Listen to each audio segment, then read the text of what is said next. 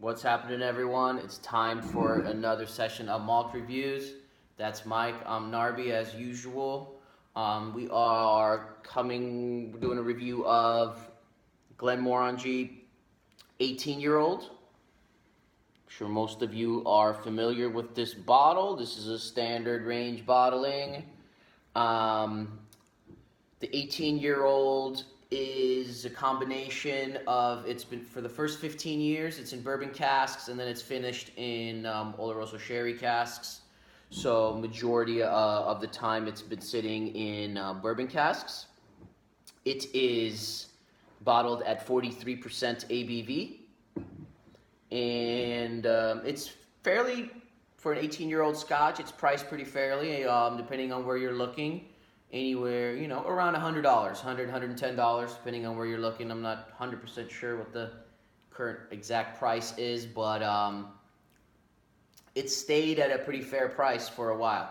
So maybe at some places it's a little more, 120, 130, maybe at some places a couple dollars less, but right around that range, and the price on this bottle hasn't skyrocketed like some other bottlings. So comes in a beautiful, beautiful looking bottle as well. So we've had this whiskey that's been breathing for about 15 to 20 minutes. Got a very, it's a light color. What would you say? This is like a light gold to almost like dark pale. Yeah, it's almost not even whatever. gold. It's so light. Yeah, it's on the border. Yeah, so a nice light color suggesting that bourbon cask influence. Yeah. On the nose.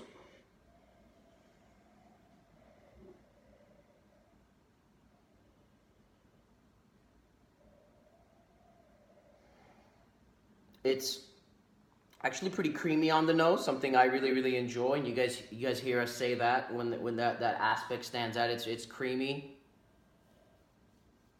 It's got a lot of citrus elements going on, a lot of sweet citrus. Oh yeah.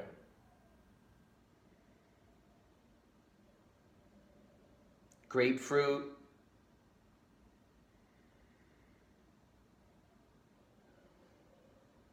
Lemon peel and orange peel.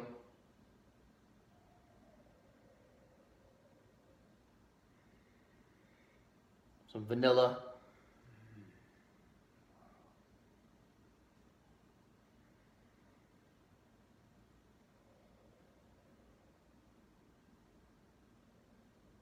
Some spices as well, some unique spices.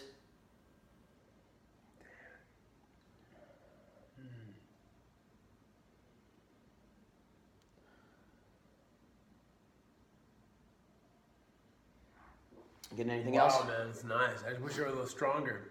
Yeah. ABV. Sure. But no, yeah, just like the master of like light tropical and citrusy like desserts and pastries. Like crepes and cream puffs, all with like light orange and lemon and grapefruit and soury and salty and sweet at the same time. It's really nice. A little bit of like cream puff, like crepe and pastry, and like some cereal notes with it. But definitely very fruit heavy.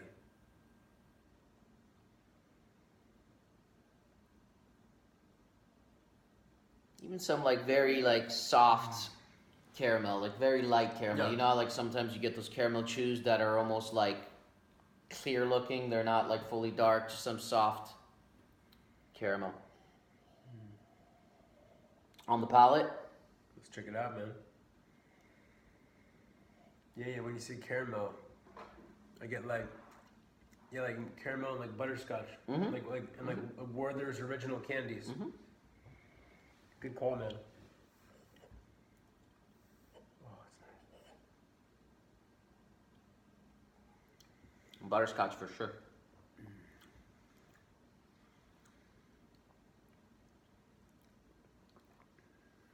It is creamy on the palate.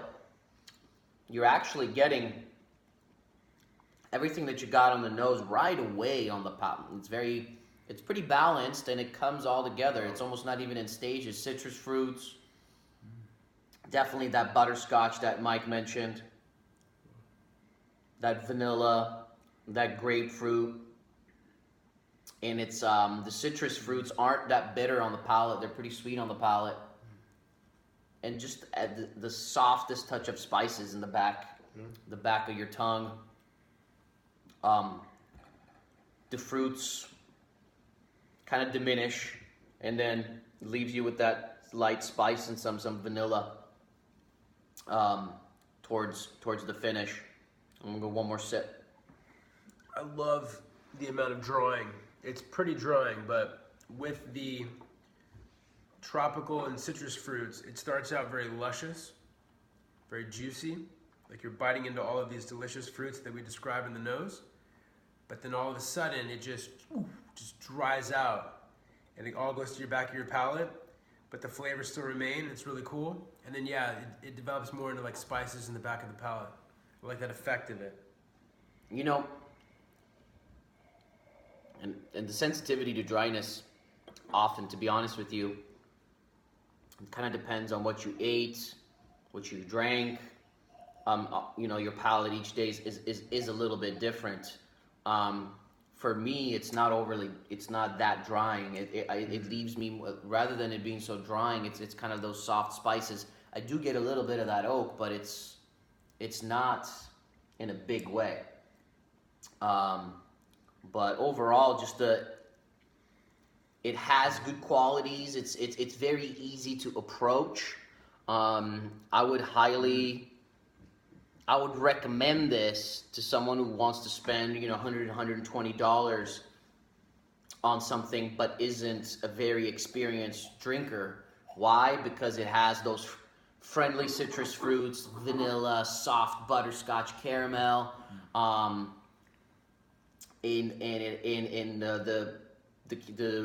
the grapefruit, that orange, that the lemon in it. Those are, and especially the creaminess, those are all just kind of things that would be approachable for anyone. It doesn't do an extreme amount of attacking, and then when you sip it, it's sweet and it's creamy, and I think that's really, really good, especially for someone who's kind of gone into the entry-level range and kind of wants to step it up a notch and is comfortable spending that $100 to $120.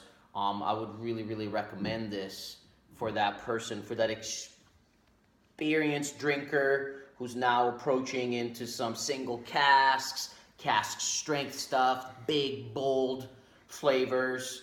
I'm not saying they're not going to enjoy it. They're going to enjoy it because I enjoy it, and I know Mike enjoys it. But it's not one where I'm going to say, hey, you got to run out and get it. So that's kind of, in terms of a recommended buy, since it isn't a product that's widely available, I kind of wanted to bring that up besides just the tasting notes. Sounds good. Getting anything else? Basically the same as the nose. Yeah, it's pretty similar. How would you score this? I will give this an 87. Okay, so out of 100. For me, this is an 85 out of 100. Super solid whiskey, and I believe it's priced right for an 18-year-old quality whiskey. It is. We'll see you guys soon for another malt review. Cheers. Cheers.